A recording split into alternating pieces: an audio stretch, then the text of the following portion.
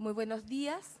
Ahora sí vamos a dar inicio oficial a este seminario internacional. Para comenzar les vamos a pedir por favor que pongan sus teléfonos móviles en silencio o los puedan apagar. En nombre de la Facultad de Ciencias Jurídicas y Sociales de la Universidad Austral de Chile y del Observatorio Ciudadano, les damos una cordial bienvenida a todos los expositores y también a los asistentes de este seminario internacional titulado Industria extractiva y derechos humanos en un contexto global. Esta actividad, como ya he dicho, ha sido organizada por la Facultad y por el Observatorio con la colaboración del Consorcio Latinoamericano de Posgrado de Derechos Humanos y de la Red Panamericana de Derechos Indígenas y Gobernanza de Recursos. También cuenta con el patrocinio de la Fundación Ford y del Consejo de Investigación de Ciencias Sociales y Humanidades de Canadá. Abrirá este seminario con palabras inaugurales la prodecana de la Facultad de Ciencias Jurídicas y Sociales de la Universidad Austral, doctora Yanira Zúñiga, quien también se referirá en nombre del Consorcio Latinoamericano de Posgrado en Derechos Humanos.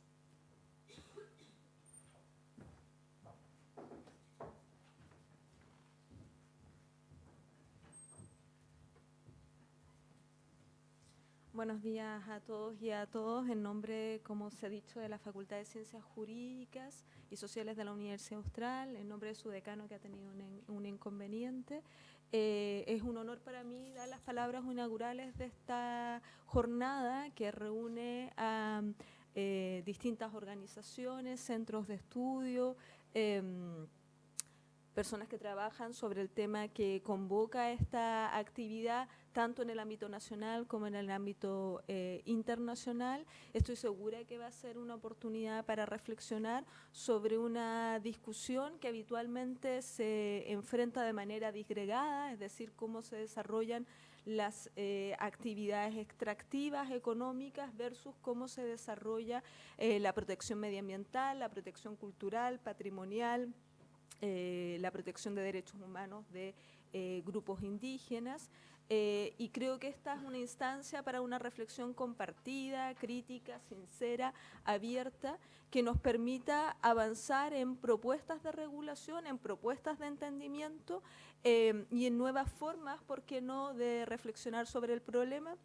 Esta es la vocación que ha tenido tradicionalmente la Universidad Austral de Chile y pone a disposición entonces sus espacios en colaboración, y más bien quien promueve esta actividad es el Observatorio Ciudadano, al que agradecemos la invitación para formar parte de esta misma actividad. Yo quiero también, en nombre del Consorcio de Posgrado en Derechos Humanos, que ya cumple 10 años de funcionamiento, que es una red internacional en la que participa la Facultad de Ciencias Jurídicas de la Universidad Austral de Chile, que reúne 15 universidades de 7 países, que viene trabajando en la promoción de redes de intercambio y de producción de conocimiento en materia de derechos humanos, como he dicho, ya 10 años, una iniciativa que en su momento promovió la Universidad Federal de Pará y que hoy día reúne a universidades de Brasil, Argentina, Chile, Bolivia, Colombia, Paraguay, entre otros países. Por lo tanto, estamos muy contentos de albergar esta última actividad que se alinea también en el marco del último proyecto de investigación que está promoviendo este consorcio internacional, que es justamente sobre actividades extractivas y derechos humanos, impacto y regulación, ¿no? Entonces, lo que se discuta aquí también será un importante insumo para el trabajo que paralelamente se está desarrollando en este ámbito, que tiene por norte tratar de finalizar con una propuesta de regulación en esta materia, que ha sido una materia que ha estado un tanto descuidada de los estudios jurídicos. Bueno, sin más, yo no quiero tomar más tiempo, les agradezco muchísimo la presencia, les invito a la reflexión y les invito también a recorrer a esta ciudad a quienes no la conozcan. Muchas gracias.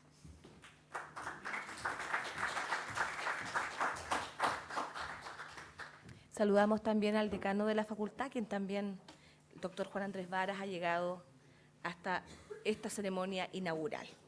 A continuación, entonces, dejo con ustedes y doy la palabra al director del Observatorio Ciudadano, profesor José Elwin.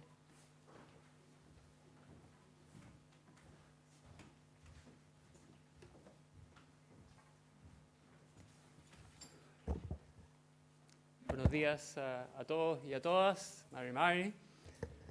Quiero, en nombre del Observatorio Ciudadano,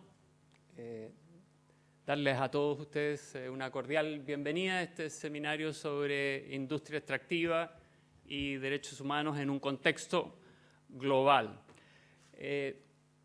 Al convocar este seminario desde el Observatorio, junto con la Facultad de Ciencias Jurídicas y Sociales de esta universidad, junto con redes de trabajo a las que hacía referencia Yanira, la Red Panamericana de Derechos Indígenas y de Gobernanza de Recursos de Canadá y América Latina, y el Consorcio Latinoamericano de Programas de Posgrado en Derechos Humanos, nos hemos hecho eco de la importancia que tiene, no solo en nuestro país, sino que en las Américas y a nivel del mundo en general, la temática de la afectación de derechos humanos por parte de empresas y en particular por parte de empresas extractivas.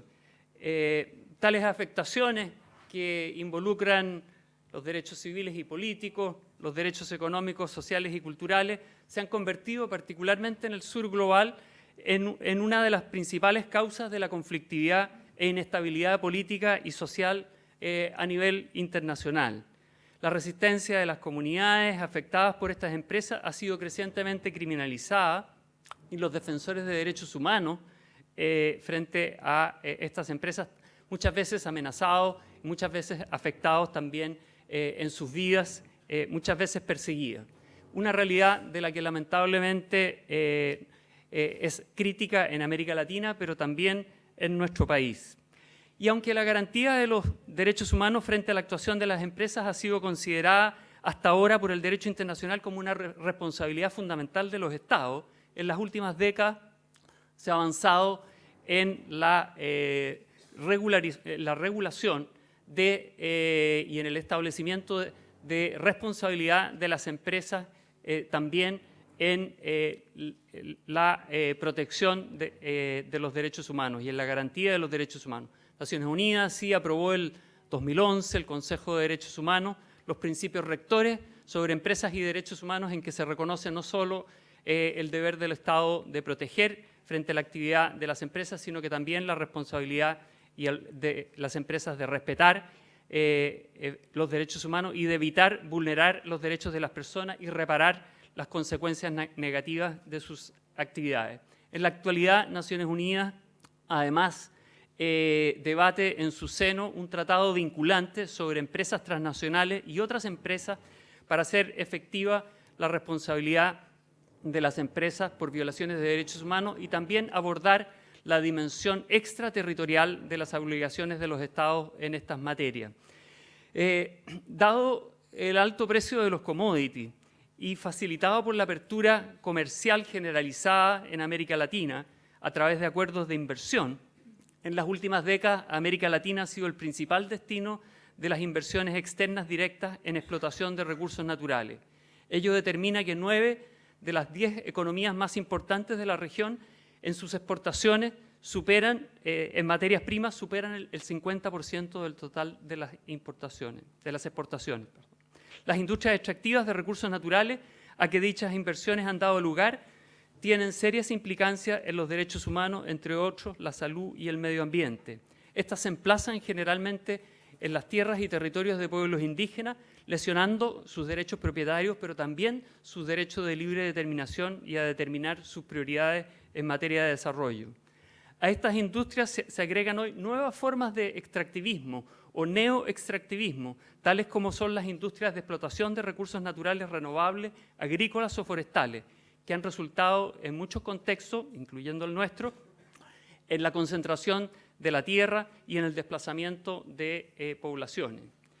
Chile, en este sentido, no es una excepción, con una de las economías más abiertas de la región, sustentada en 30 acuerdos comerciales internacionales con más de 60 estados. nuestro país es uno de los principales receptores de inversión internacional directa. Gran parte de esa inversión externa va a la industria extractiva. De ello dan cuenta las cifras de exportación de Chile, que en un 75% son recursos naturales. En gran medida, los conflictos socioambientales que generan estas industrias, que el Instituto Nacional de Derechos Humanos estima en un centenar, son generados por estas empresas. En 2017, Chile aprobó un Plan Nacional de Acción de Derechos Humanos y Empresas, que contiene 150 medidas comprometidas por instituciones públicas y privadas para ser implementadas hasta el 2019. A un año de su elaboración, sin embargo, no se conocen acciones impulsadas por esta. Paradójicamente, el día en que se cumplió un año de la aprobación del Plan de Acción de Empresas y Derechos Humanos, más de un centenar de personas fueron internadas en un hospital y en centros médicos en la zona de Quintero, Puchuncaví, zona de sacrificio en que 16 empresas altamente contaminantes operan. Todo ello determina que la confianza en las empresas en Chile sea precaria, alcanzando, de acuerdo al PNUD al 2016, no más allá del 13% de la confianza de la población. En días pasados, además, el Gobierno de Chile anunció la postergación de la ratificación del Acuerdo de Escazú, Tratado Regional de América Latina y el Caribe sobre acceso a la información, participación pública y acceso a la justicia en materias ambientales. Es paradójico que un acuerdo regional que Chile había liderado en el contexto actual sea desechado por el país. La necesidad de abordar esta crítica realidad desde una perspectiva más amplia que trasciende la de nuestro país, que permita mirar el contexto global, incluyendo el de América Latina y Canadá, este último principal actor mundial de la industria minera, es lo que motivó al observatorio, junto a la facultad y a las entidades antes señaladas, a convocar a este seminario. Para hacer de este un espacio fructífero, hemos invitado a participar en él a muchos actores involucrados en esta temática, representantes de instancias internacionales de derechos humanos, académicos de esta facultad y de América Latina, representantes de pueblos indígenas y de comunidades locales afectados por sus derechos por la actividad de las industrias extractivas. Esperamos que este sea un espacio que permita compartir las reflexiones, visiones, las metodologías de trabajo que estamos utilizando en relación a esta temática y que hoy genera la conflictividad y la incertidumbre y sufrimiento de tantas comunidades y personas en las Américas. Esperamos además que se puedan fortalecer las alianzas y redes actualmente existentes para visibilizar esta realidad a través de la documentación, pero también para elaborar propuestas y para evitar que se mantengan los actuales patrones de impunidad en que muchas veces actúan estas empresas. Agradezco sinceramente a la facultad, a las redes de trabajo que se han hecho parte de esta iniciativa, así como a los representantes de organizaciones internacionales, de organizaciones de pueblos indígenas y comunidades locales por su participación. Agradezco también a Fundación Ford y al Consejo de Investigación en Ciencias Sociales y Humanas de Canadá, que hicieron posible el apoyo para este seminario.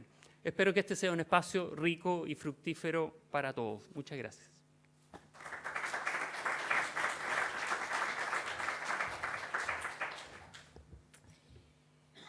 Cerramos entonces de esta forma la jornada inaugural y pasamos entonces a la conferencia que dictará en estos momentos la representante del Alto Comisionado de Naciones Unidas para los Derechos Humanos en América Latina.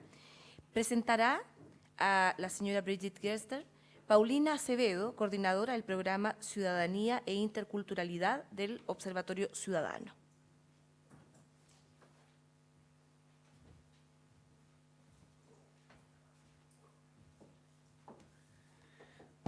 Muchas gracias. En primer lugar, agradecer la participación de todas y todos el día de hoy. Para nosotros como Observatorio Ciudadano es muy importante no solamente las labores de promoción y de defensa que hacemos de derechos, sino que también poder compartir contenidos con una audiencia más amplia y, por supuesto, que esta actividad hacia allá avanza.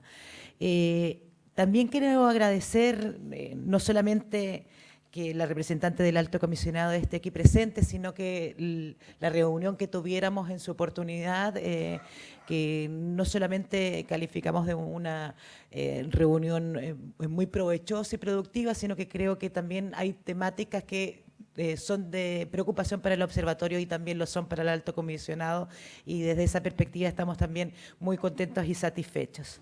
Así que sin más voy a dar paso a esta conferencia inaugural, recordándoles que luego vamos a tener la posibilidad de un pequeño espacio de preguntas y de comentarios. La conferencia inaugural lleva por título La perspectiva de la Oficina del Alto Comisionado de Naciones Unidas para los Derechos Humanos en América Latina, y será ofrecida por la señora Birgit Gerstenberg. Voy a señalar también que Birgit Gerstenberg sirve a la Organización de Naciones Unidas desde 1991 en el campo de los derechos humanos y actualmente ocupa el cargo de representante regional del Alto Comisionado para los Derechos Humanos en América del Sur. Previamente trabajó en el componente de derechos humanos de 3 misiones de paz en El Salvador, Guatemala y Sudán Darfur. Desde 2002 ocupó diferentes cargos en la Oficina de Alto Comisionado en Jamaica, Uganda, Colombia y Guatemala. Posee estudios de filosofía y un doctorado en Historia de la Filosofía en América Latina de la Universidad de Rostock de Alemania. Y cursó además con distinción el curso de doctorado sobre Derechos Fundamentales del Instituto Bartolomé de las Casas de la Universidad Carlos III de Madrid, España. Agradecemos la presencia y la conferencia, entonces, de la representante del Alto Comisionado.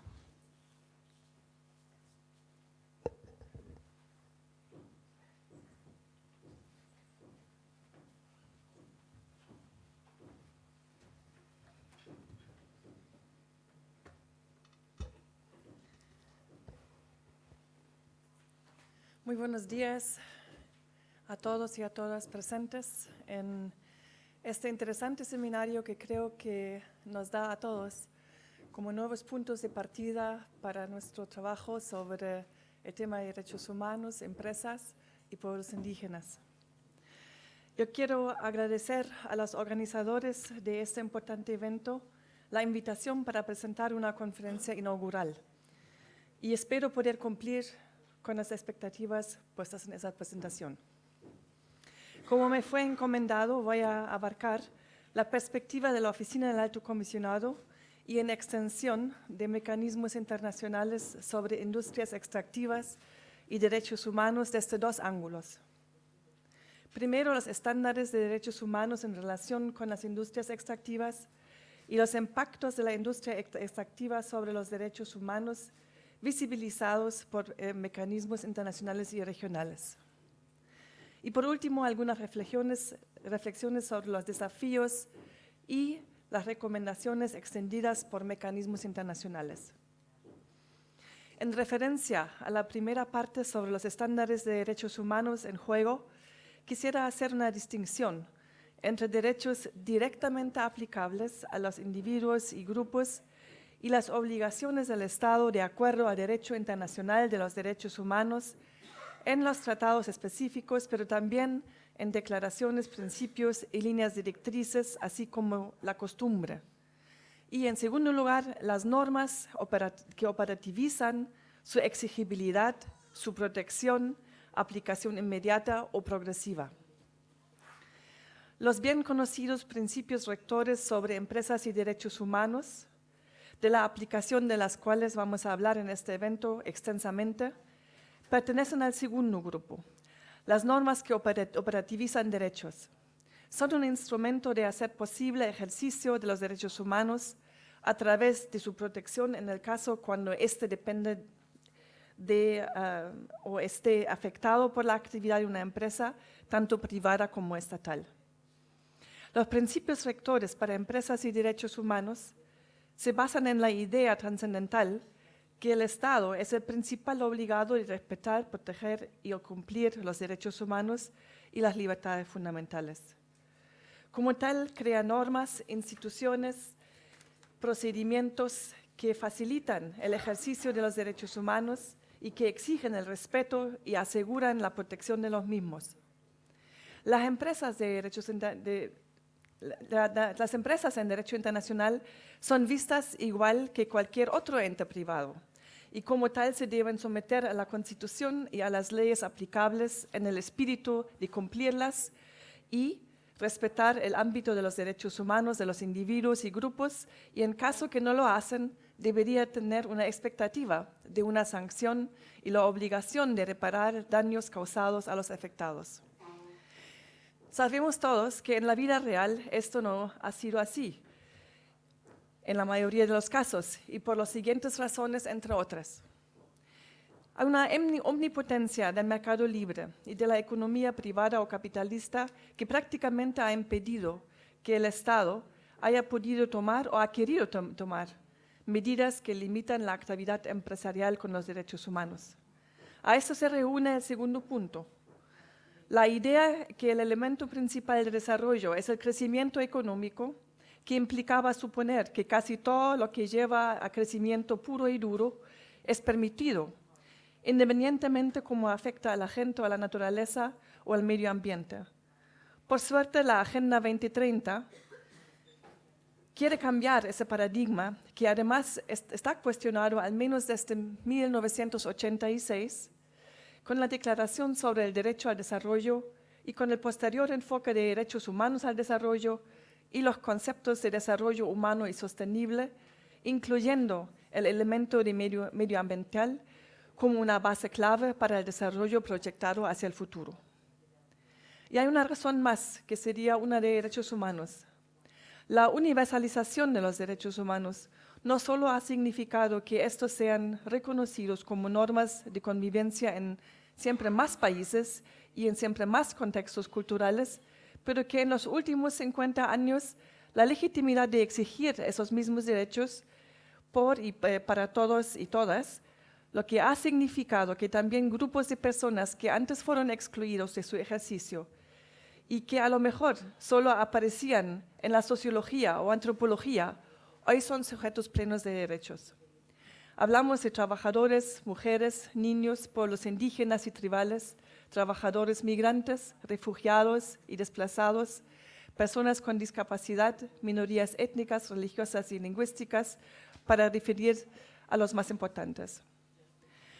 Podemos concluir que por un nuevo concepto de desarrollo en que el ser humano está en su centro y la protección del medio ambiente como su condición de sostenibilidad, nosotros hoy estamos dispuestos, comprometidos y progresivamente capaces de limitar la acción empresarial de un escenario oeste salvaje, donde todo era permitido, que lleva a más riqueza y el más fuerte prevalecía en un escenario donde hay escenario que hay reglas y donde el más débil también tiene derechos. Para hacer justicia a la empresa hay que decir que siempre han existido tales que valoraban finalidades sociales, el respeto al medio ambiente y a los derechos humanos y al Estado de Derecho de medida diferente. Y así hay que valorar la iniciativa de Naciones Unidas de llamar a las empresas a unirse al Pacto Global que todos conocemos. Hoy estamos en un punto en que no podemos dejar esta decisión a la empresa sobre si o no se respetan esos derechos, sobre si o no se respeta el medio ambiente. La discusión sobre un tratado vinculante en la materia y el acuerdo de Escazú sobre justicia medioambiental es muy atingente en este debate.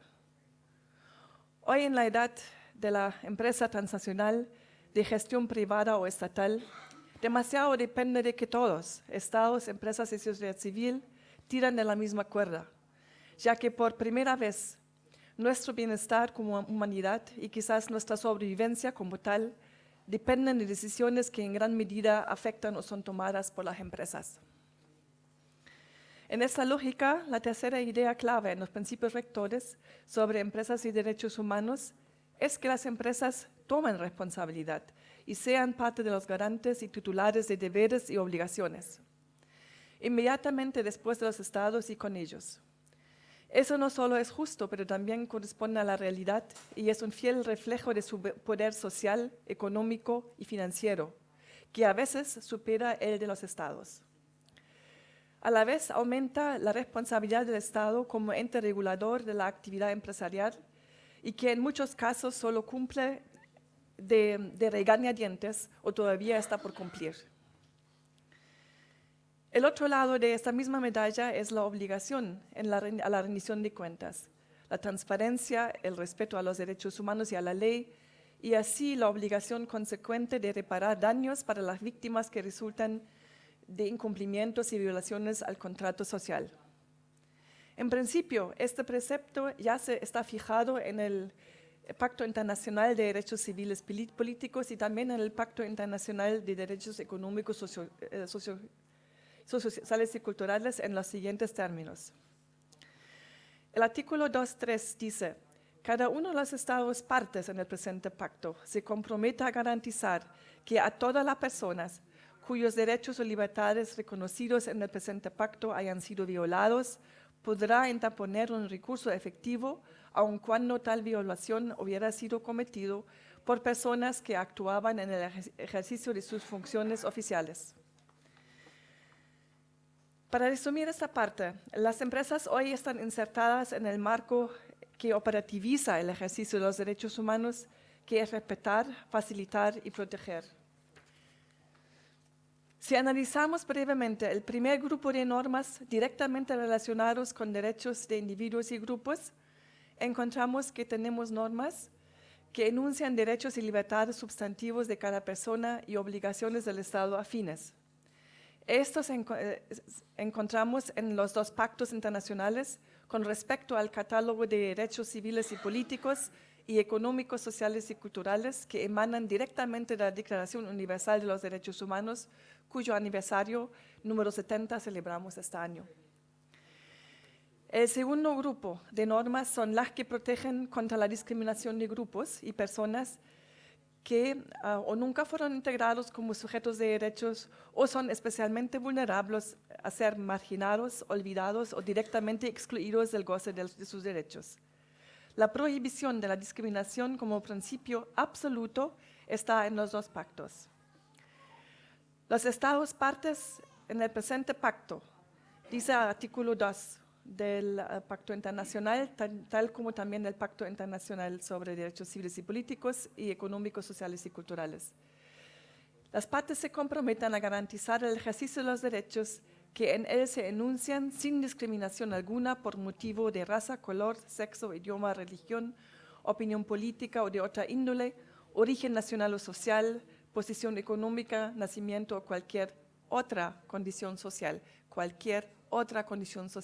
Eso no permite excepciones. La afirmación positiva de los derechos de estos grupos está enunciada en tratados y declaraciones que todos conocemos sobre minorías étnicas y lingüísticas y religiosas, las mujeres, la niñez, los pueblos indígenas, los trabajadores migrantes y las personas con discapacidad, entre otros. En especial, la igualdad de hombres y mujeres en el ejercicio de derechos es un eje transversal de los pactos y de todos los tratados. ¿Por qué me parece importante hacer referencia a los derechos sustantivos y los grupos que recientemente obtuvieron legitimidad como sujetos de derecho a través de tratados internacionales y regionales? Por las siguientes razones. Los principios rectores deben ser aplicados a esos grupos específicos. Es ahora que el Grupo de Trabajo de Naciones Unidas hace un esfuerzo para visibilizar la igualdad entre hombres y mujeres para la implementación de los principios rectores. Y creería que también debería ser un punto en el tema indígena de ese grupo de trabajo. Y segundo, porque el tema de este evento, Industrias Extractivas y Derechos Humanos en América Latina, es especialmente relevante también en relación a los derechos de los pueblos indígenas, como demuestra el informe de la Comisión Interamericana en 2016. Porque prácticamente también todos los derechos civiles y políticos, económicos, sociales y culturales pueden ser afectados en el ámbito de la empresa y derechos humanos. No hay excepciones, no son solamente el derecho a la salud o el derecho a un medio ambiente sano. También es el derecho a la educación, es el derecho a la libre expresión, libertades públicas en general, es el derecho al debido proceso y muchos más, ¿no? En particular, los grupos que establecen el segmento más vulnerable de la sociedad están sufriendo vulneraciones de sus derechos. Y allí, repito, sean libertades públicas o derechos de la participación, o el derecho a una vida digna, sea el derecho a agua potable o el derecho al debido proceso y a la justicia. Es decir, son todos los derechos. Una reflexión sobre el contexto. No se trata de diabolizar las industrias extractivas y su indudable efecto sobre los derechos humanos y el medio ambiente. Los expertos en la materia han visualizado y recomendado vías y posibilidades como conciliar intereses de la economía con necesidades de desarrollo social y han planteado propuestas que son respetuosas a los derechos humanos. Hay que reconocer también que estamos al inicio de un camino y no al final, y que el tipo de evento que llevamos a cabo tiene como finalidad apoyar convenciones y soluciones, así como cambiar el software intelectual que sobre todo se basa en la confrontación por uno que privilegia la creatividad, la búsqueda de consensos y se sobrepone el análisis sobre la simple queja. No quisiera decir que la queja no es importante, pero definitivamente no es suficiente. Es una particularidad de América Latina en relación al tema de empresas y derechos humanos que la economía en América Latina exhibe uno de los peores índices de distribución de la riqueza en el mundo. Eso se materializa en una gran desigualdad en el disfrute de los derechos y por eso muchas veces en alta conflictividad social. Este hecho se ha visto agravado producto de los diversos patrones y casos de corrupción que debilitan la confianza en la gestión pública y periódicamente inestabilizan gobiernos en la región y como resultado principal privan a los más pobres de los beneficios del desarrollo.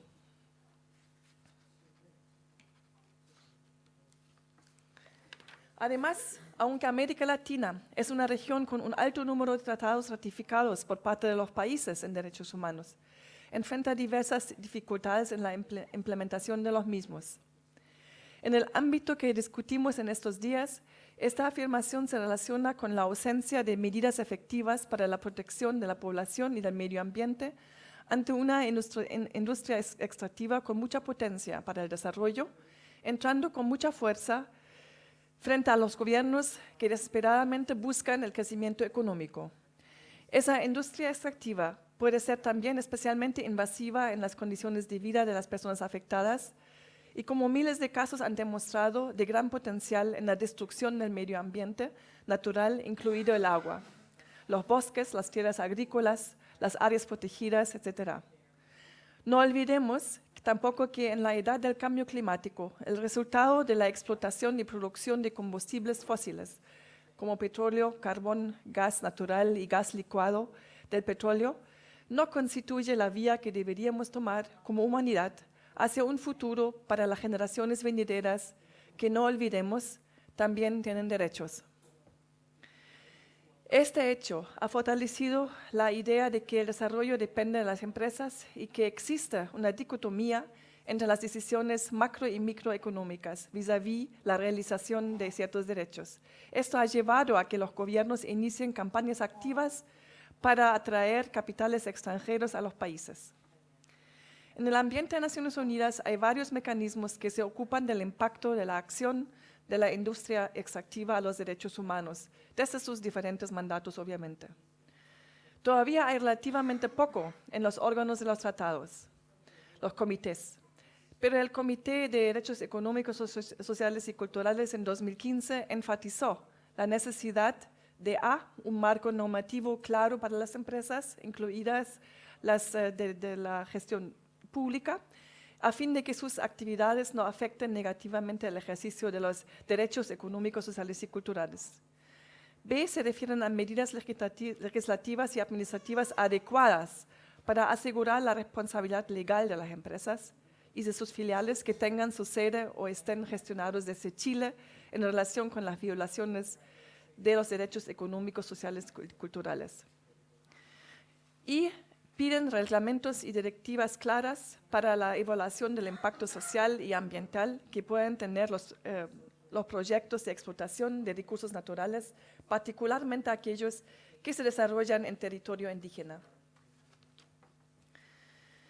Y piden velar por los acuerdos de concesión de licencias suscritos con entidades privadas que prevean una indemnización adecuada para las comunidades afectadas, particularmente para los miembros de pueblos indígenas. El Comité de Derechos del Niño en 2015, por su parte, exigió un marco regulador claro para que también se vean las consecuencias y que no se perjudiquen los derechos del niño ni comprometan las normas medioambientales. Y B pide velar porque las empresas, especialmente las empresas industriales y las industrias extractivas, cumplan efectivamente las normas nacionales e internacionales sobre el medio ambiente y salud. C exigen a la empresa una labor de evaluación, consulta y divulgación total de las repercusiones de sus actividades en el medio ambiente, la salud y los derechos del niño, así como sobre sus planes para hacer frente a esas repercusiones. Además, quiero mencionar un mecanismo que quizás no es tan conocido. El grupo de trabajo sobre la utilización de mercenarios como medio de violar los derechos humanos y obstaculizar el ejercicio de los derechos de los pueblos a la libre determinación. El grupo de trabajo tiene su mandato del Consejo de Derechos Humanos y que incluye vigilar actividades de las empresas privadas militares y de seguridad. El reciente Expert Meeting que tuvo lugar en 2017 resaltó que las industrias extractivas transnacionales hacen amplio uso de esas empresas privadas de seguridad. Un estudio global en 50 países realizado por el grupo de trabajo constató, entre otros, que la mayoría de la regulación nacional que se centra en empresas privadas de seguridad y militares es irregular e inconsistente y no da seguridad contra posibles violaciones a los derechos humanos por personal de esas empresas privadas de seguridad. Que hay tendencias preocupantes que muestran brechas significativas en la responsabilidad penal y la responsabilidad civil de las personas y actores cooperativos participantes en el negocio de las empresas privadas de seguridad. Que la participación del personal de seguridad de empresas privadas a menudo impone una presión indebida sobre las comunidades locales, incluidos los indígenas, que son presionadas u obligados a aceptar proyectos extractivos por la presencia de la empresa de seguridad. La negación, además de ejercer su voluntad libre, impide a las comunidades locales determinar sus prioridades y estrategias para el uso de sus tierras, territorios y recursos como parte de su derecho a la libre determinación. Es injustificable y excesivo el uso de la fuerza, la privación de la libertad y amenazas que se utilizan como formas de represalias contra la población local, que además no puede ejercer los derechos de asociación, libertad de expresión para oponerse a proyectos extractivos y defender sus tierras, recursos y derechos ambientales bajo esas circunstancias. En casos extremos, el personal de empresas particulares de seguridad participan en palizas, tortura, violación sexual, desalojo extrajudicial, detenciones arbitrarias y asesinatos. Además, la impunidad de que goza el personal de las empresas privadas de seguridad en las industrias extractivas intensifica la experiencia de miedo y ansiedad en las poblaciones locales y comunidades. Debido a la naturaleza de esas industrias, las empresas extractivas transnacionales y sus empresas militares o de seguridad generalmente son de países más desarrollados. Mientras que los abusos y hostigamientos ocurren a menudo en el extranjero, en países con instituciones que carecen de la capacidad de abordar esos abusos. A pesar de varios esfuerzos de diferentes actores en el desarrollo de principios voluntarios y identificar buenas prácticas, el marco institucional y jurídico internacional existente parece no ser eficaz en tratar abusos de los derechos humanos en el marco cooperativo de una manera consistente con las normas internacionales y los principios sobre el acceso a un recurso efectivo para las víctimas. Las prácticas y leyes nacionales de los países desarrollados, además indican ausencia de las medidas de regulación con alcance extraterritorial, que son necesarios para efectivamente confrontar problemas de derechos humanos en los países con riqueza natural.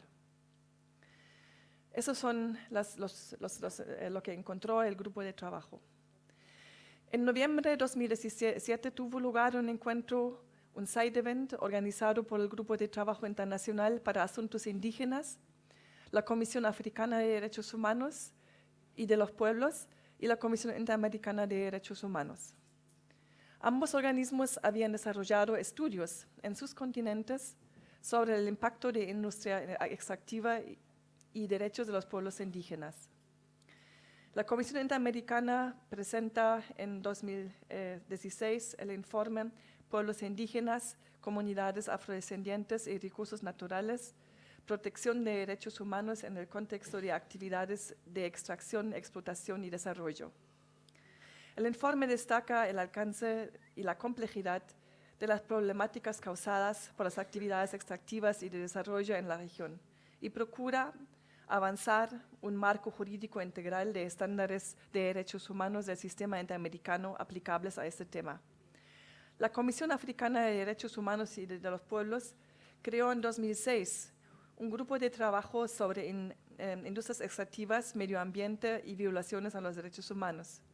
En 2017, el grupo de trabajo sobre poblaciones y comunidades indígenas preparó un informe Industrias extractivas y derechos a la tierra y pueblos indígenas. Los informes proporcionan un extenso análisis de los principales retos que enfrentan los pueblos indígenas en relación con las industrias extractivas, destacando estudios de casos relevantes que son importantes de ver en su gravedad, ¿no? También analizan las normas internacionales de derechos humanos que establecen las obligaciones del Estado a proteger y respetar los derechos humanos y proveer remedio para los abusos de los derechos humanos cometidos por las empresas. El balance que dan los dos informes no es muy positivo. También quiero mencionar los informes del relator sobre los derechos de los pueblos indígenas, James Anaya. Entre 2013 y 2014, ante el Consejo de Derechos Humanos, presentó el informe sobre la situación de los pueblos indígenas en el Perú y su informe temático final con respecto a las industrias extractivas y los derechos humanos de los pueblos indígenas, y ofrece un excelente ejemplo de análisis y propuesta y recomendaciones de cómo enfrentar los efectos sobre los derechos humanos en este ámbito. Por lo corto del tiempo que tengo, solo quisiera referirme al impacto de las industrias extractivas en los derechos de los pueblos indígenas afectados. Entre otros problemas, indica que las industrias extractivas han tenido un devastador impacto social y ambiental en varios de los pueblos indígenas del Perú y de América Latina, incluyendo en los pueblos en situación de aislamiento o contacto inicial, sin que se hayan beneficiado de manera importante de las actividades extractivas productivas. Sigue diciendo, la adjudicación de concesiones para la explotación de recursos naturales en áreas reclamadas por las comunidades indígenas, que por qué no tienen título sobre esas tierras, las pierden. También enumera la contaminación causada por las operaciones mineras que todavía no se han limpiado, incluso de antes del presente boom de la industria extractiva. Los efectos sobre las actividades tradicionales de las mujeres y su salud, sobre todo a causa de cambios en la calidad y disponibilidad de agua y que tiene efectos negativos en su salud. También indica la respuesta desmedida de los gobiernos y del gobierno peruano a las protestas contra proyectos mineros, en muchos casos indicando el uso excesivo de la fuerza y de la declaración de estados de emergencia. Además, el bajo grado de supervisión del Estado, de las empresas privadas de seguridad, de las transnacionales, en sus acciones contra defensores y comunidades en protesta. A partir de las recomendaciones realizadas por los mecanismos de protección a los estados de la región, es posible identificar tendencias en relación a las principales preocupaciones. Desde una perspectiva de derechos económicos, sociales y culturales para los pueblos indígenas, y comunidades afrodescendientes, los derechos más vulnerados corresponden al derecho al agua, derecho a la tierra y territorio y recursos naturales, y los relacionados a la alimentación, la vivienda, el nivel adecuado de la vida, y no pocas veces al trabajo, relacionado también con limitaciones de la libertad sindical y la libertad de expresión y asociación. De conformidad con los derechos civiles y políticos, uno de los derechos más afectados es el derecho a la participación, especialmente el derecho a la consulta libre, previa e informada, junto con el consentimiento frente a la realización de proyectos por parte de empresas. Pero también es difícil el acceso a la información, a la justicia y sobre todo en el marco de la consulta indígena. Otro problema sobresaliente en la región son las amenazas a personas defensoras de los derechos humanos en contexto donde proyectos estatales o privados de extracción de recursos naturales conflictúan con las aspiraciones de las comunidades locales y las normas medioambientales. Tal como ha señalado el relator sobre defensores de los derechos humanos respecto de ellos. Yo cito, los defensores de los derechos humanos ambientales son la base de nuestro futuro y del futuro de nuestro planeta. Desempeñan un papel esencial para garantizar que el desarrollo sea sostenible, inclusivo y no discriminatorio, y beneficioso para todos, y que no cause daños al medio ambiente. Otras tendencias claras en la región sobre la violación de los derechos humanos en el contexto de la industria extractiva la constituyen la infancia como sujeto de trabajo forzado, la discriminación a las mujeres en el acceso a derechos económicos, por ejemplo, trabajo remunerado e igualdad salarial con los hombres, los derechos sociales, el acceso a servicios básicos, afectados también por la trata y la explotación social en las zonas de extracción de recursos naturales. La discriminación a las personas con discapacidad en el ámbito laboral, político o social. Acceso a servicios públicos como agua, educación, salud y vivienda, y profundización de los cuadros de pobreza. Desplazamiento forzado y salida de los lugares ancestrales a las ciudades, que causa la disolución de los contextos culturales, de la identidad de las comunidades y pobreza extrema.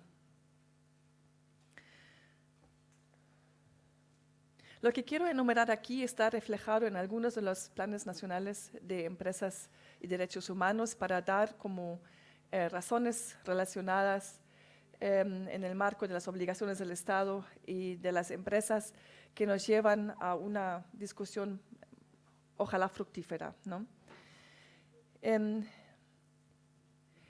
Muchos elementos que son de aceptación común en muchos casos y requieren más trabajo, pero también elementos de empresas y derechos humanos que requieren consentimiento primero.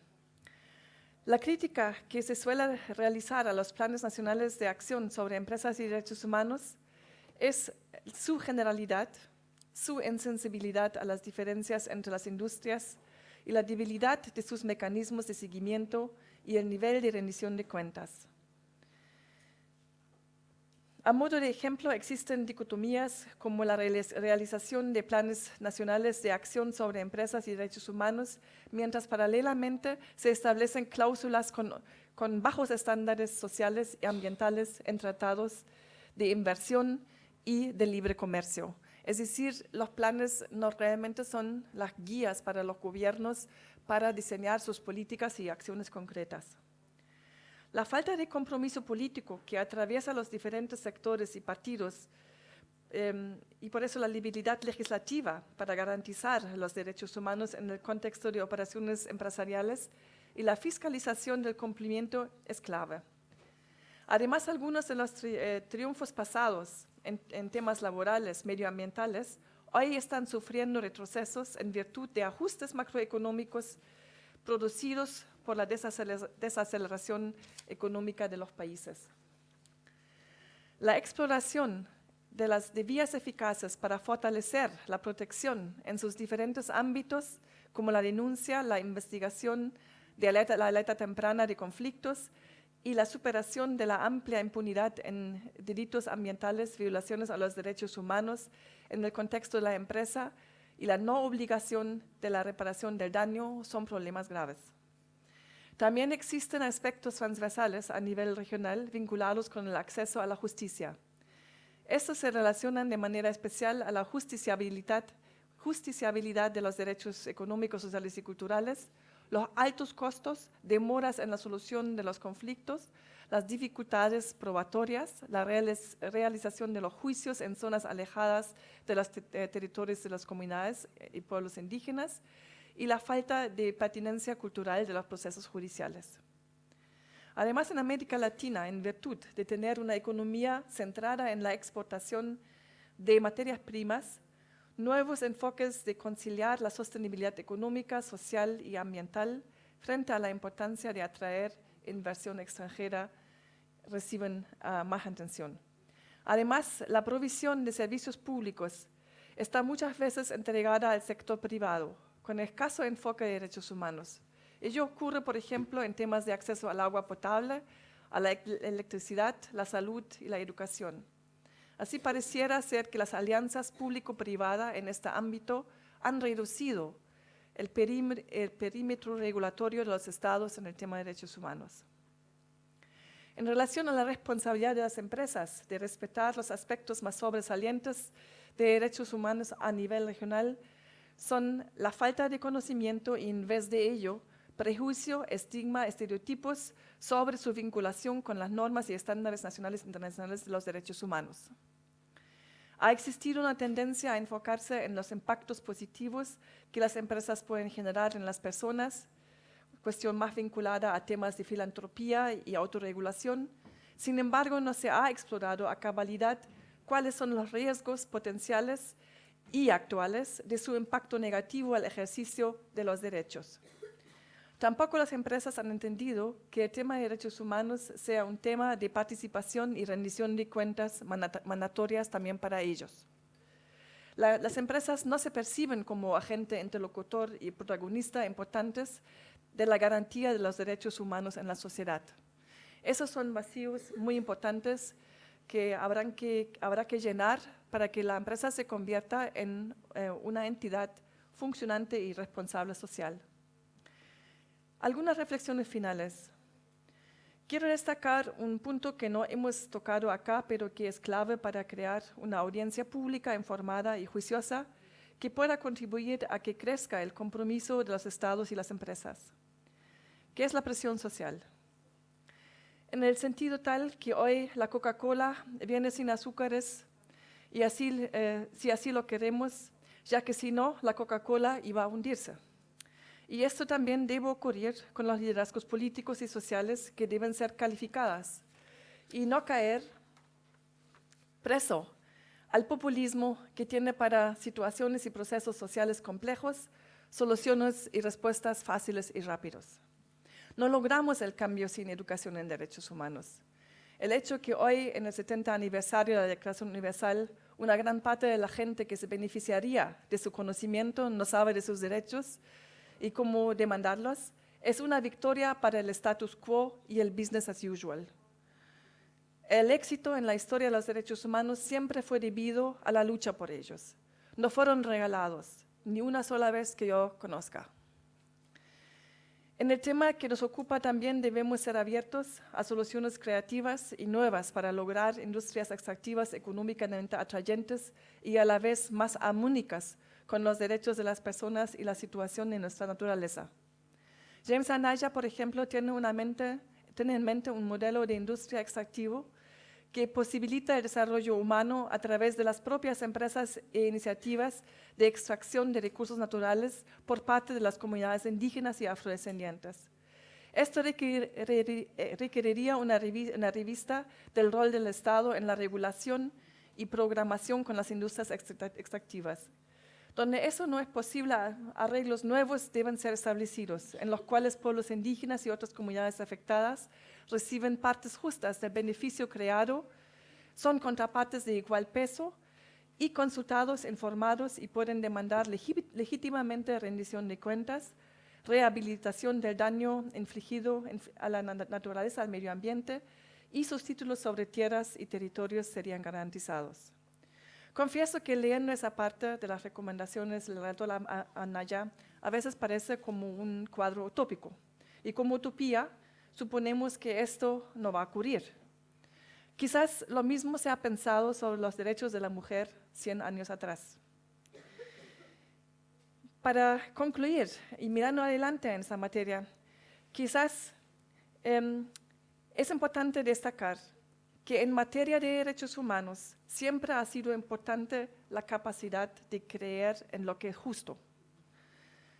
Para que sea tomada como una bandera y al final se imponga como una realidad. En ese sentido, les deseo una productiva e inspirada discusión en esta conferencia. Muchas gracias.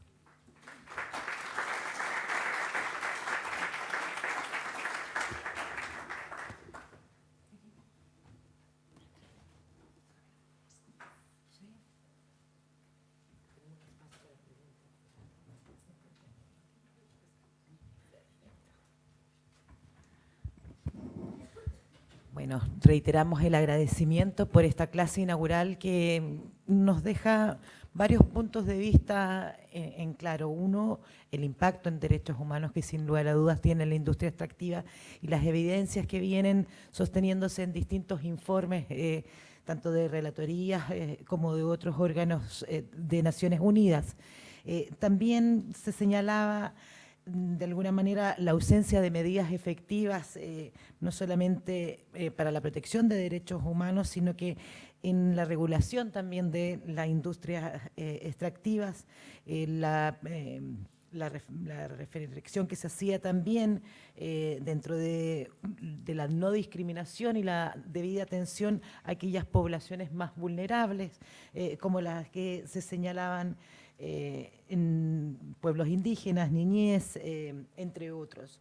Y finalmente, también destacar de la presentación lo que es este llamado no solamente a un cambio de paradigma, sino que a la necesidad de encontrar también alternativas distintas, no solamente de desarrollo, sino también de relacionamiento. Entonces, muchos puntos de vista puestos sobre la mesa. Como les decía, tenemos un pequeño espacio para comentarios y preguntas, así es que van levantando la mano, los vamos a ir identificando y vamos a ver las preguntas que tenemos a fin de agrupar tal vez algunas de ellas y luego vemos si alcanzamos en una segunda ronda. Julián.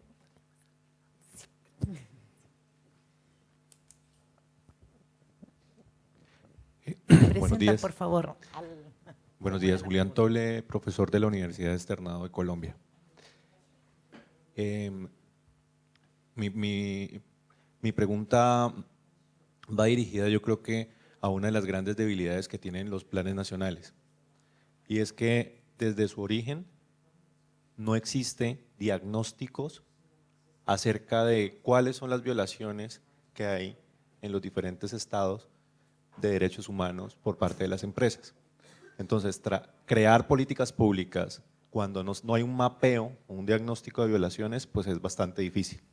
Ahora, la pregunta va a cómo lograr que ese instrumento de política pública sea efectivo o sea un principio de cambio en esa relación entre empresa y derechos humanos, cuando ni siquiera el Reino Unido, Inglaterra, que fue el primero que hizo este plan, hoy ha empoderado al instrumento.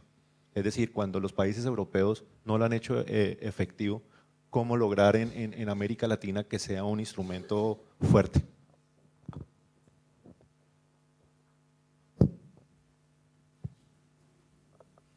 Teníamos otra mano levantada acá.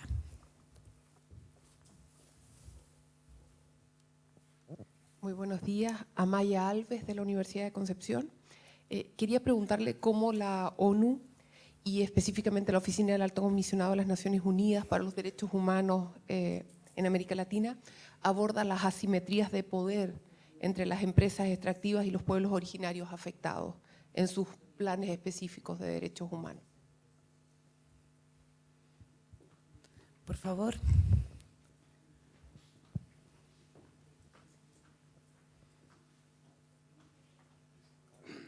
Hola, ¿qué tal? Amado Rivera,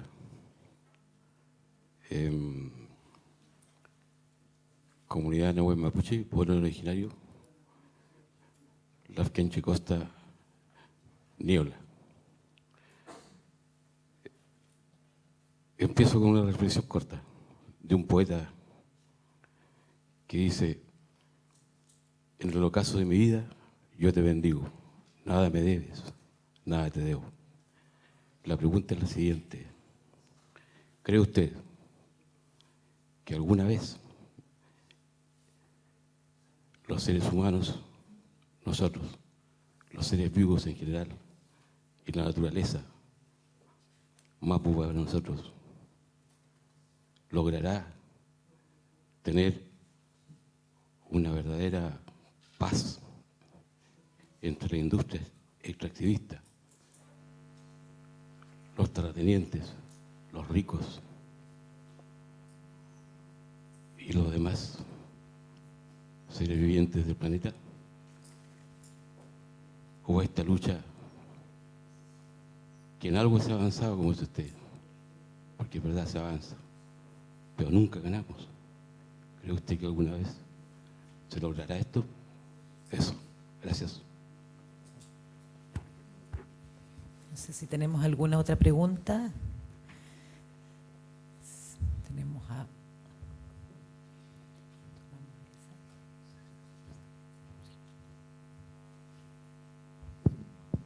Buenos días, mi nombre es Marcelo Toro, soy de Temuco, vengo en representación de 32 comunidades mapuches que estamos luchando contra las forestales más grandes de este país: Talminico, Forestal Arauco, Bosque Cautín, Forestal Hancock. Hablando del Plan de Acción de Naciones Unidas, Derechos Humanos, Empresas en Chile, ¿de qué manera el Estado puede hacer políticas públicas para que realmente sean efectivas las acciones que tienen que hacer las forestales en nuestro territorio? Si la mayoría de los dueños de estas empresas en Chile prácticamente son dueños del país, y los colonos que están cerca de nuestras comunidades son unos colonos con mucha influencia política, judicial, y sobre el Estado. Y los medios de comunicación, entre comillas, nacionales, abiertos, nos visibilizan el tema en nuestra región. El 10 de mayo en Temuco hicimos un foro forestal, invitamos a los medios de comunicación y no llegó ninguno. Llegaron medios online de Temuco, Mapu Express, Radio Curruf, periodistas de la misma universidad, pero los medios oficiales no llegó ninguno. Eso.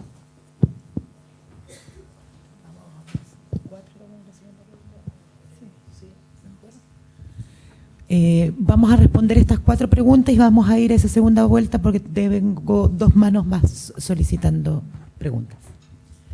Sí. Son todas preguntas que casi piden poderes sobrehumanos, ¿no? Y una visión más allá de lo que podemos visualizar en ese momento, ¿no? Lo que dijo el profesor es absolutamente cierto, ¿no? Hay planes en la región que sí tienen un diagnóstico de derechos humanos. Creo que el de Chile no tiene, ¿no? Y ese es un problema grave porque en principio queda como a la deriva un foco, como digo, centralizado a problemas priorizados en derechos humanos, ¿no? Estamos hablando con las empresas porque hay una organización de empresas que alrededor del Plan Nacional, ¿no? Temas que ellos ponen, Por ejemplo, yo estuve presente en una discusión sobre los derechos de personas LGBTI y también hemos trabajado con ellos diagnósticos más pequeños y que van a ser seguidos o continuados en un plan de la Unión Europea, en un proyecto que también incluye Chile, ¿no? Pero yo estoy totalmente de acuerdo que cuando no hayan esos análisis, esas evaluaciones de derechos humanos sobre el cual se basan las empresas en su afán de defender los derechos humanos, va a ser muy difícil de lograr una acción coordinada también con el Estado, ¿no? Y creo que no hay que callar, que el tema es nuevo, estamos al inicio. Es decir, para mí ya es mucho que es discutido y que está llevado a plan nacional, ¿no? Como les digo, es que no conozco un país en que un plan nacional sobre empresas, todos son muy nuevos, ha logrado un impacto mayor en las políticas públicas ahora. Y creo que eso es uno de los retos a los cuales tenemos que enfrentarnos, ¿no? Los planes nacionales son expresiones de buena voluntad. Como yo dije en mi crítica propia, no se han hecho esfuerzos todavía para operacionalizarlos, ¿no? Y incluso hay acciones de los estados en plena vigencia del plan que son contra los planes, ¿no? Por ejemplo, cuando estuve en Perú tiene una muy avanzada legislación medioambiental que está bajando en los reglamentos y en las normas procedimentales a nada. Es decir, disuelve la consulta indígena a procedimientos insignificativos frente a una ley, a una legislación mucho más progresista, ¿no? Entonces, esas son tendencias que creo que son regionales y las cuales hay que contrarrestar. Pero sin una voz y como un peso de las organizaciones de la sociedad civil, eso es muy difícil. Pero a la vez sabemos que las expresiones de sociedad civil no solamente son criminalizadas, pero también son luchadas a través de operaciones de seguridad pública y de hecho no son vistos como legítimas en la mayor parte de los países, ¿no? Entonces yo creo que hay que hacer un esfuerzo para obligar a que hayan evaluaciones de la situación de los derechos humanos desde la perspectiva de los planes de las empresas. Y yo creo que la universidad, por ejemplo, puede ser un actor muy interesante para las empresas porque está percibida como neutral, objetiva, más concentrada a la investigación, para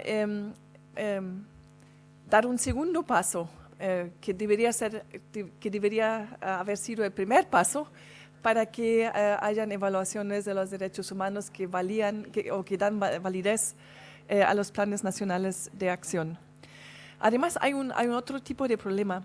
¿Quién es responsable para esos planes nacionales de acción, ¿no? A veces dependen de las cancillerías, a veces dependen de ministerios.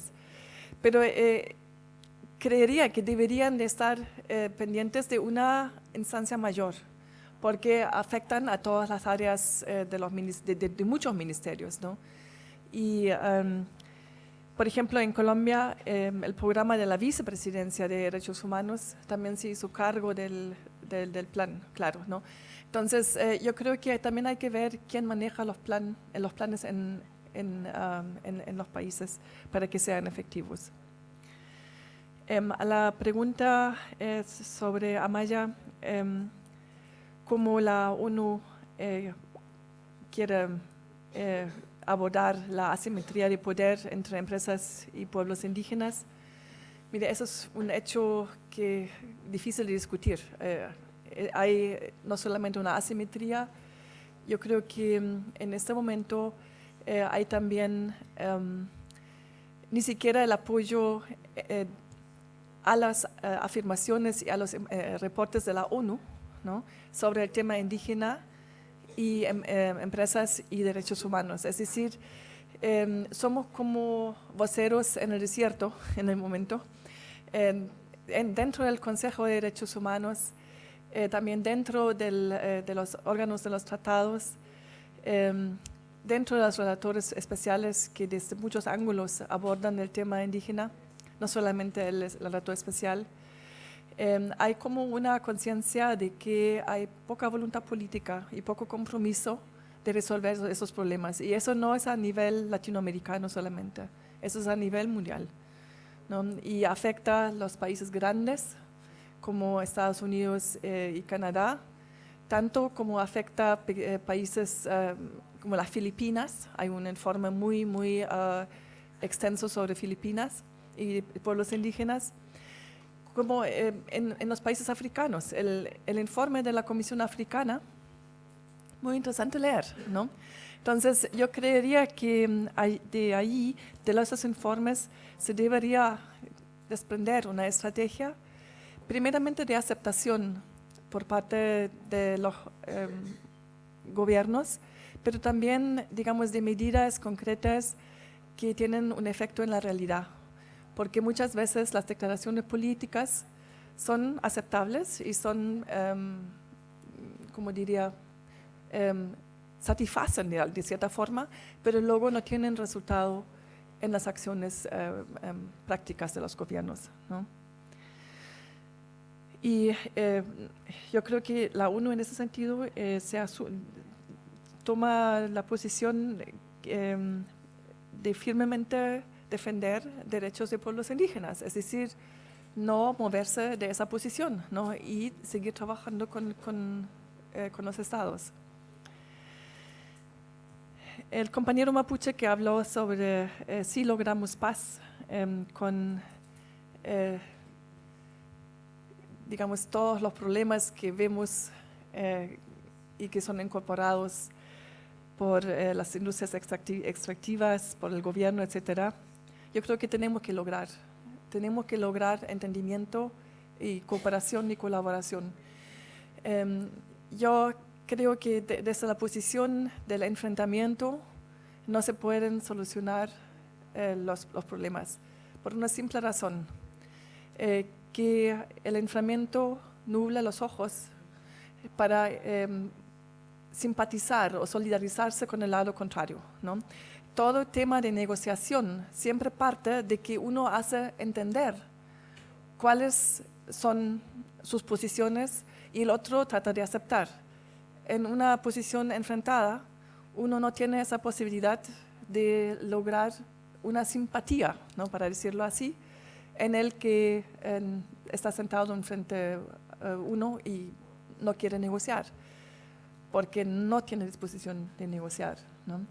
Y creo que desde muchos años, yo creería desde el inicio del conflicto mapuche con el gobierno chileno, hay esa posición de enfrentamiento, y solamente en los últimos años, poco a poco, intentos y ojalá progresos, eso no puedo evaluar desde mi perspectiva en ese momento, en el tema de negociación.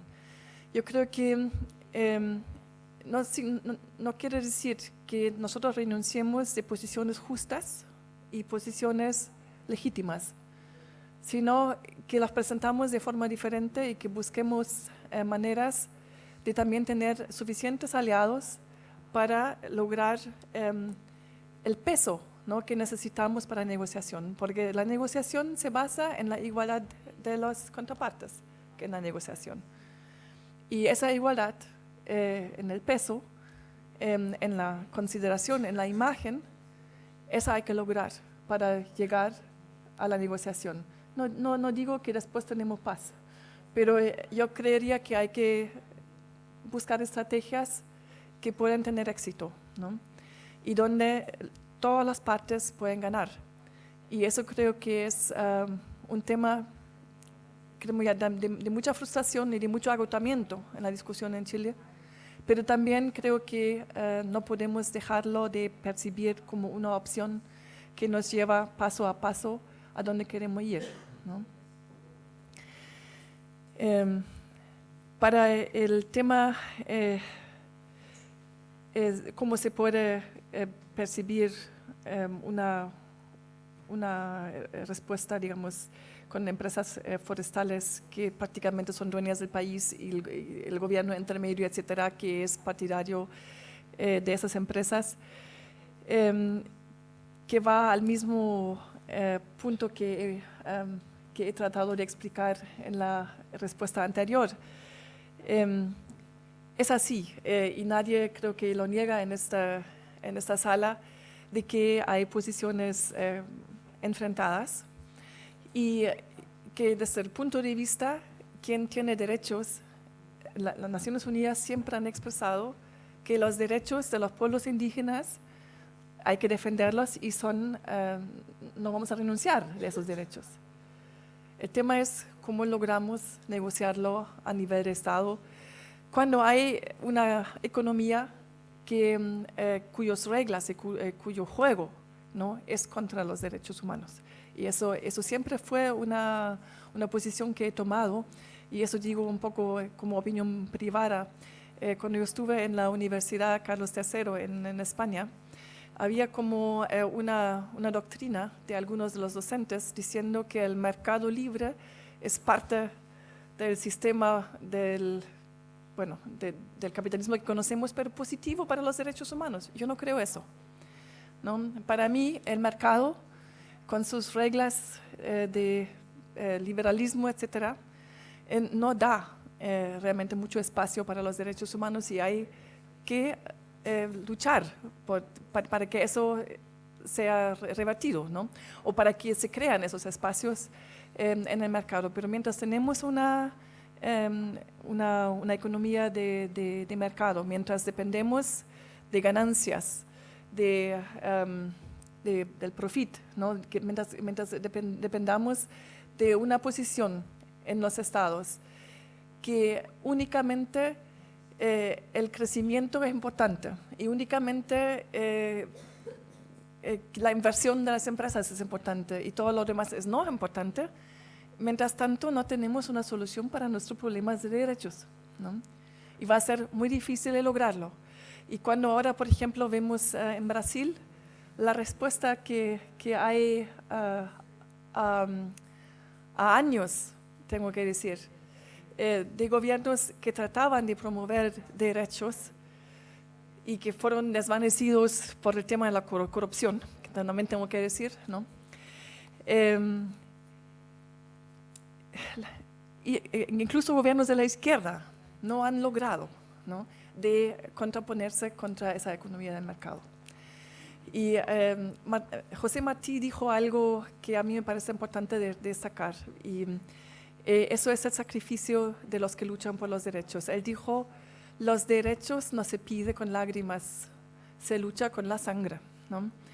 Y eso queda igual, es decir, aunque estamos en una época diferente de 200 años atrás, de José Martí, estamos en una época diferente en que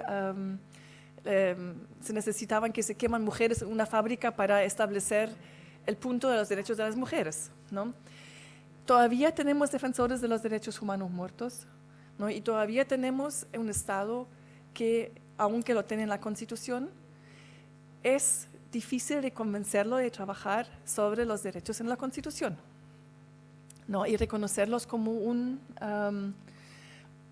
objeto de acción, porque los planes nacionales para las empresas y derechos humanos no es nada más que tratar de poner la Constitución y las leyes a trabajar, porque las leyes no son tan malas, ¿no? Pero en la implementación de muchas de ellas no hemos visto un avance decisivo, porque atrás o detrás del compromiso político a veces ni siquiera hay el instrumentario para implementar derechos humanos. Entonces, en el tema de empresas extractivas, de industria extractiva y empresas y derechos humanos, eso es todavía más difícil, porque cuentan con el apoyo del Estado por el tema económico, pero también, digamos, no tienen el instrumentario y no está desarrollado de la forma adecuada todavía, en que se les puede exigir transparencia, en que se les puede exigir rendición de cuenta y en que se les puede exigir con convicción que demuestran que respetan los derechos humanos de pueblos indígenas o de cualquier otra persona, ¿no? En principio, hay una vía que no está explorada suficientemente, pero que en Estados Unidos, por ejemplo, tuvo interesantes ejemplos, que es la litigación en casos de medio ambiente y la litigación en casos de empresas que han violado derechos humanos, ¿no? Pero el litigio siempre requiere mucho tiempo, requiere mucho dinero, mucha paciencia y una constelación en los tribunales que beneficia esta litigación. Entonces, para mí, excepcionalmente puede ser una alternativa, pero no es la que buscamos necesariamente en todos los casos. Sin embargo, creo que el trabajo con la justicia, la reforma judicial es importante para permitir que las quejas concretas que existen en la violación de los derechos territoriales y de tierra de pueblos indígenas sean tomadas por tribunales, ¿no? El obstáculo que, por ejemplo, en Perú existe es que un gran porcentaje de las tierras indígenas no tiene títulos. Entonces, a pesar de que son territorios reconocidos, ancestrales, para los tribunales no son. Y por eso también hay que mirar las posibilidades como litigar contra las invasiones de las empresas y del Estado en los derechos de los pueblos indígenas. Les quiero hacer una propuesta porque son las 11:20, estamos 20 minutos excedidos en este panel inaugural. Tenemos un café también previsto. Yo sé que hay dos preguntas planteadas, me incluyo, yo tenía también una en torno a defensores, sobre todo después del caso de Alejandro Castro. Entonces, les sugiero que vayamos al café y quienes tienen esas consultas puedan acercarse, es un espacio para que podamos continuar el diálogo y así comenzamos oportunamente el próximo panel.